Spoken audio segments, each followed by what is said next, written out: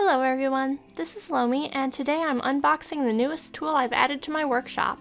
The area I live in is humid all year round, which means I only have a few weeks each year I can repaint dolls. I've tried a bunch of different methods to combat humidity, but I finally decided the best thing to do would be create a workstation where I can paint dolls indoors all year round. With the support of my wonderful backers on Patreon, I was finally able to make this happen. Thank you all so much! I decided to go with a folding spray booth from Master Airbrush. So let's pop it open and have a look. Say hi to Vaughn, my SID Claude. He's usually chilling on the couch in my workroom. Hopefully you guys can understand me okay. I just had orthodontic work done and I know I'm slurring a little bit. So this spray booth comes with a few different options.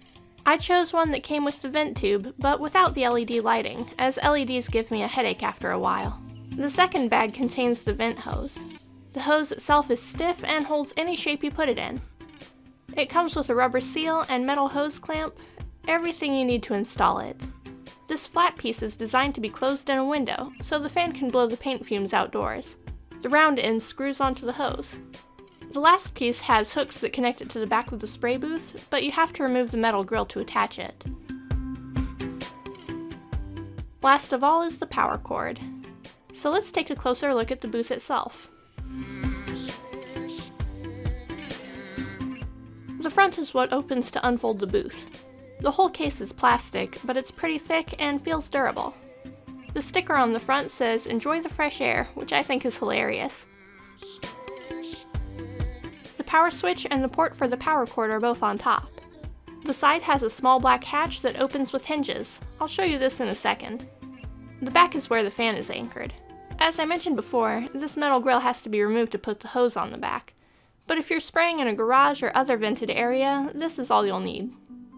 The booth also has rubber feet on the bottom of the case, so it won't slide around while you're working. Going back to the hatch on the side, if I can get it open, it's stiff because it's brand new. In here is a storage compartment for the adapter. This is a great feature since it means you never have to worry about misplacing the power cord.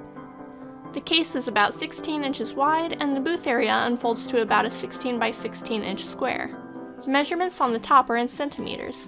It says 45 centimeters, but my measurements indicated that was a little generous.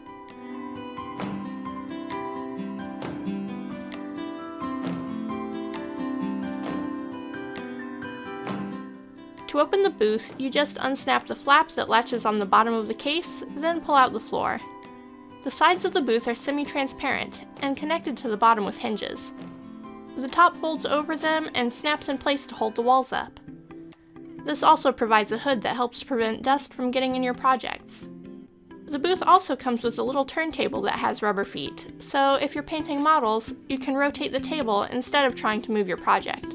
The floor is smooth and the back of the booth is where you put the air filter. This is a filter like what you use for a home air conditioning system, so you can get replacements at any hardware store. Another interesting feature is that you can connect two units together to create a much larger spray booth. This one is plenty big for my needs. So far the only real drawback is that it's not rated for use with aerosol sealant, as they create too much overspray. So I can't safely use aerosol sealants like Tester's Dull Coat or Citadel Purity Seal. Instead, I need an airbrush sealant, which produces less spray. So I make a quick trip to one of my favorite places. This is one side of the paint aisle at Midsouth Hobby in Memphis, Tennessee. They stock virtually any paint you might want for model planes, cars, and wargaming miniatures. Contrary to popular belief, almost anything here can be used on BJDs. Best of all, they stock tiny paintbrushes, airbrush supplies, epoxies, and sanding tools. Anything I need for my dolls, I can get in this aisle. Even cans of MSC. If you're ever in the area, it's definitely worth stopping by. Since I need something airbrush friendly, this is what I need. Mr. Color 182. Does this look familiar? It should. This is Mr. Super Clear, just in a bottle instead of a can. You can get UV cut MSC in a bottle too, but they're sold out today. Mr. Color paints are solvent based and usually categorized as lacquer. Tamiya acrylics, which are on the other side of the aisle here, are the same. They're actually a solvent-based acrylic, but they act like lacquer paints.